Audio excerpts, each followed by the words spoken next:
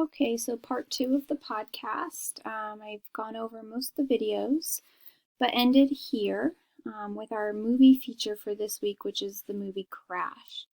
Now, this is a movie I don't normally show full length movies in class, but this is a movie that so nicely encapsulates all of what we've been learning, all the terms, all the concepts from the attitudes chapter, as well as the prejudice and discrimination chapter. I'm linking this movie to the discussion board posting for this week, so you'll want to make sure that you watch this before doing your discussion posting. There's a few different ways to get to this movie, but you definitely want to be using Chrome or Firefox as your browser or Edge. It's not going to work with Safari. Alternately, you can find it on Netflix, Hulu, Amazon Prime if you have those. But I found it here, and so you can click on this link and hopefully this works for you, again, if you're using the right browser. I put some questions to consider while you're watching it, but it also is going to link to an assignment I'm giving you for this week. So it's linking to your discussion, but it's also linking to a worksheet that I want you to fill out. So this worksheet here, if you click on it, you can download it, you can print it out, you can type into it. It's a doc file, a Word doc. So you can type into the document if you prefer. It's worth 10 points. It's going to be due Saturday. And really, it's just a worksheet that goes along with the video. So as you're watching the video, you're going to be filling out the worksheet that points out certain concepts and certain things that you'll be seeing in the characters that you're watching. You'll be seeing them do things that you've been reading about in your textbook. So it's the movie's packed full of great actors and actresses. I mean, I really think you're going to love this movie. It's one of my all-time favorite movies. And so I think you'll look forward to seeing this and integrating it into the class. So you're going to want to submit that worksheet here by clicking here and just submitting that. That tells me that you watched the video in full and that you were able to apply your understanding of the video to the concepts that we covered this week. And then in your discussion for the week, you'll also be touching on the movie. So the discussion this week, remember you're going to be integrating chapters 5 and 6, as well as the articles, Article 16 and 17, into your answers for each question. So the first question is, again, touching on those articles, touching on any of the videos that you've seen, especially the IAT video, the implicit association task video is going to be relevant here. How would you answer someone who claims that he or she is not in the least bit prejudiced? So if a person claims to not be prejudiced, and that's prejudiced with an ED, right? It's tricky. Prejudice is something that we have. Prejudiced is something that we are. How would you answer a person that claimed to be not prejudiced in the least bit? Is that true? Can someone not be at all prejudiced based on what you read this week, based on all the concepts that you now understand? So what concepts help explain why prejudice exists? Here's where you're going to want to back up your answers, citing any information that you learned about in the textbook, the articles, or the videos that you watched. Given the current climate with the killing of George Floyd, how optimistic or pessimistic are you that prejudice can be eliminated from society? Tensions are high right now. There's a lot of emotion going on, as we see with the rioting and the protests and everything. People are angry. Is there going to be a good way to channel this anger to make action happen, to bring justice, to bring unity, to eliminate prejudice? Is that possible? What do you think? I want you to give me your opinion, But I also want you to draw off of what you read in the chapters. Think about the movie Crash. It's an interesting movie because it's all about different individuals and how they kind of crash into each other. It's an awesome movie.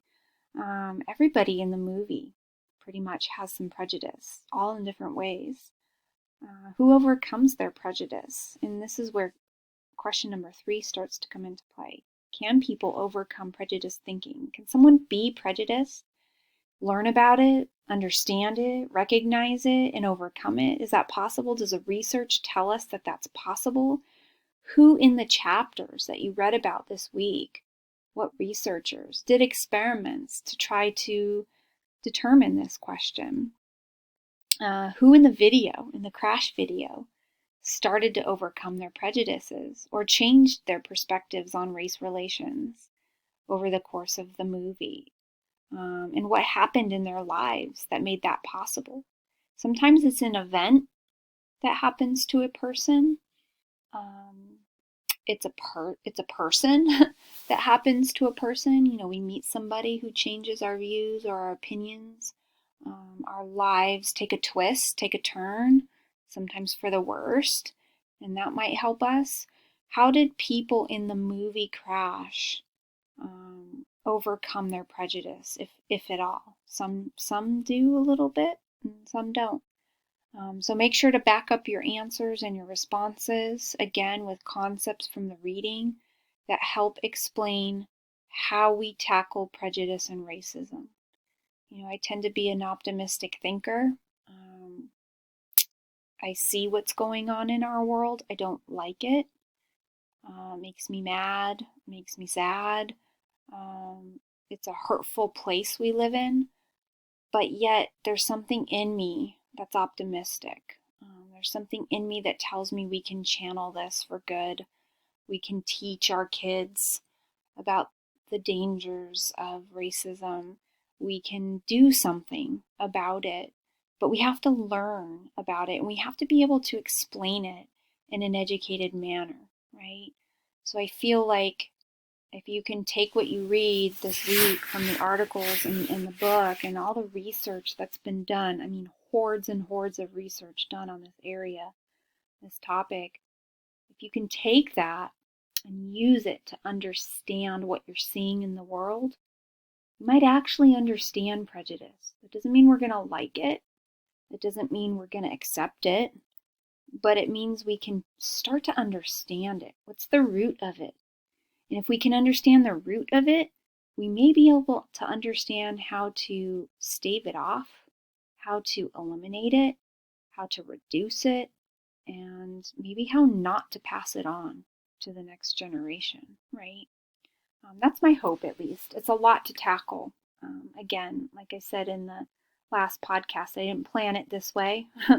The turn of events happen as they do, and we just happen to be covering this topic right at the time that it is. So it's a good topic, you know, to get everybody thinking. I would want you all to be respectful of one another's opinions, right? So anytime we're discussing or we're putting our opinions out there, I just want you to be mindful of your peers.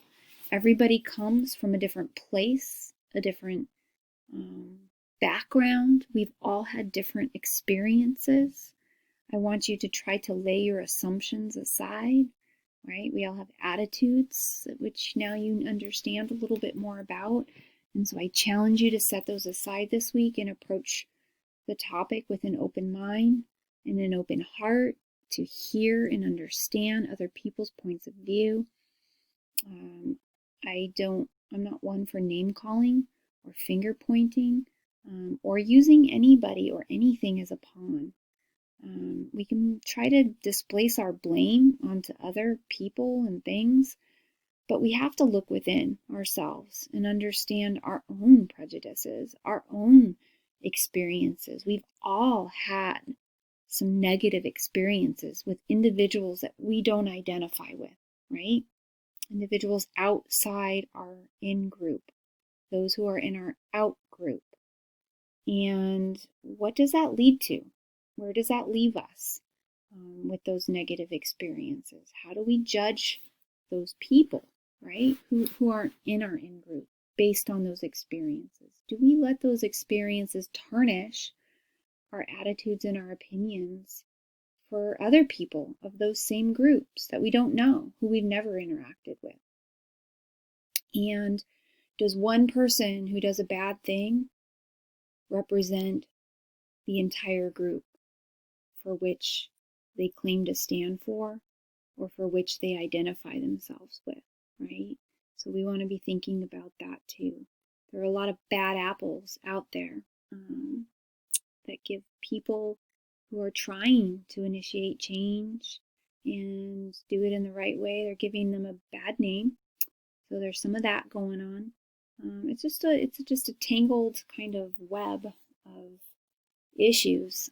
But I just really want you guys thinking about that this week and taking into consideration everything that you're reading and seeing, doing it with an open mind and a critical eye for examination. I mean, part of this class is critical thinking about the topics that you're faced with and the current events that are happening.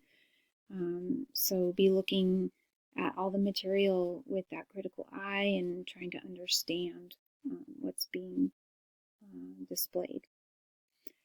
All right, once you've done the crash worksheet assignment and you've done module 3 discussion, you'll be ready for that exam, which is on chapters 5 and 6 again. So please, as you're making your way through the material this week, please reach out to me if you need to. If you have trouble understanding any concepts or anything that we're going to be working on for this week, please feel free to email, and I will do my best to respond promptly and get back to you with any answers to your questions, okay? I hope you guys all have a good week. The weather looks a lot better, so hopefully you can get outside, go for a walk or something, and enjoy some of that weather. All right,